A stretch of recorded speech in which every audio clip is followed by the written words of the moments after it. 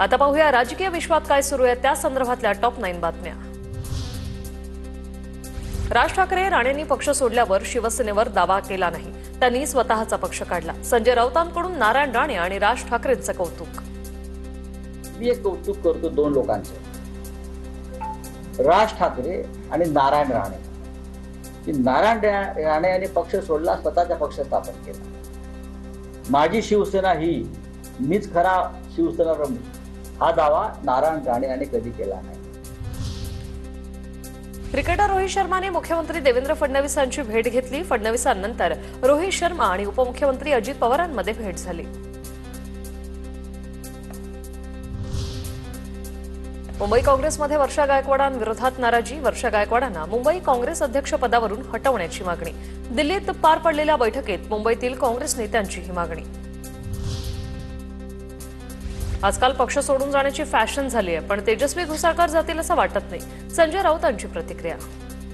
तेजस्वी या सगळ्यांनी शिवसेनेसाठी योगदान दिले, त्याच्यामुळे मला असं वाटत नाही की ते काही चुकीचा निर्णय घेतला। एक फॅशन झालेली आहे सध्या, उठायचं आणि निघून जायचं कारण त्यांनाही कळत नाही की आपण का जातो। भांड्याला भांडं लागतं, पण संघटनेच्या कामाला बाधा पोहोचेल असं घोसाळकर वागणार नाही। विरोधी पक्षनेते अंबादास दानवेंची प्रतिक्रिया।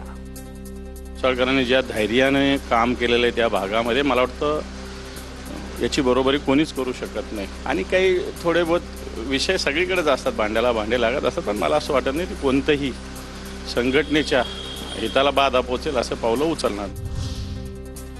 उद्धव ठाकरेंची हिंदुत्वाविरोधी भूमिका, त्यामुळे अनेक नेते आमच्या संपर्कात आहेत। तेजस्वी घोसाळकरांवर विचारलेल्या प्रश्नावर चंद्रशेखर बावनकुळेंची प्रतिक्रिया।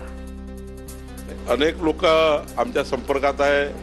घोसाळकर ताईशी माझं काही व्यक्तिगत बोलणं झालं नाही, मान्य आशिष शेलारजी याबद्दल सांगतील। मला वाटतं लहान लहान कार्यकर्त्यांना दिसत आहे की उद्धवजीची भूमिका चुकत आहे आणि म्हणून पक्षप्रवेश आमच्याकडे होतात आहे। ठाण्यात उपमुख्यमंत्री शिंदेंच्या घराबाहेर प्रहार संघटनेचं आंदोलन। शेतकरी आणि दिव्यांगांच्या विविध मागण्यांसाठी प्रहार संघटना आक्रमक। ऑपरेशन सिंदूरच्या यशाच्या पार्श्वभूमीवर भाजपतर्फे देशभरात तिरंगा रॅलीचं आयोजन। अरुणाचल प्रदेशमध्ये मुख्यमंत्री पेमा खांडू तर उत्तर प्रदेशमधील रॅलीत योगी आदित्यनाथ सहभागी।